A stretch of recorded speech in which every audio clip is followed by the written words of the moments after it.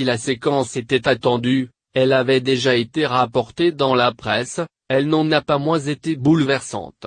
Sur le plateau d'On n'est pas couché samedi soir, Laurent Ruquier et ses chroniqueurs recevaient Sandrine Rousseau, membre du parti LR.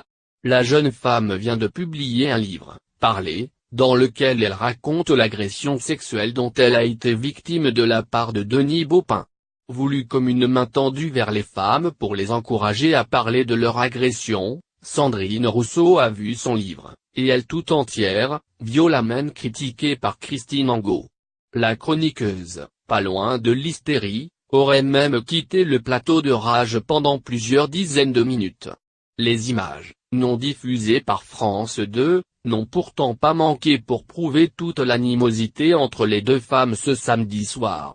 Vociférant, Christine Angot ne comprend pas pourquoi Sandrine Rousseau a eu le besoin de parler de son agression et, trouvant irrecevable qu'elle ait souhaité faire entendre sa détresse, lui a même rétorqué qu'elle n'avait qu'à se débrouiller. Et qu'il était normal que personne n'entende son cri. C'est comme ça, il faut se mettre ça dans la tête, a-t-elle réagi avec colère. Il n'aura pas fallu longtemps aux réseaux sociaux pour s'emparer de cet énorme clash et pour dénoncer les méthodes de Christine Angot.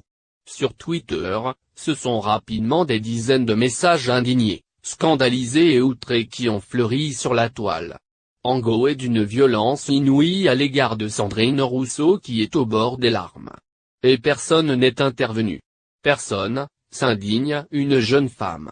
Au calme, Christine Angot a donc réussi à faire pleurer une femme victime d'un viol. Répugnante cette séquence. Qu'on la vire et vite, exige un internaute. Bravo à Christine Angot d'avoir fait pleurer Sandrine Rousseau qui vient témoigner courageusement quelle honte dièse-oncle, se désole une troisième internaute. Sandrine Rousseau les larmes aux yeux à dièse-oncle comme si elle était coupable d'avoir parlé, c'est un déchirement. Z des merdes, en fait. Écrit encore un autre. Seules quelques personnes rappellent qu'avant de s'acharner sur Christine Angot, il faut se souvenir qu'elle a elle-même été victime d'abus. Pas sûr que cette dernière explication suffise à justifier l'attitude de la chroniqueuse de Laurent Ruquier auprès des internautes, qui n'étaient déjà pas vraiment fans de ses méthodes.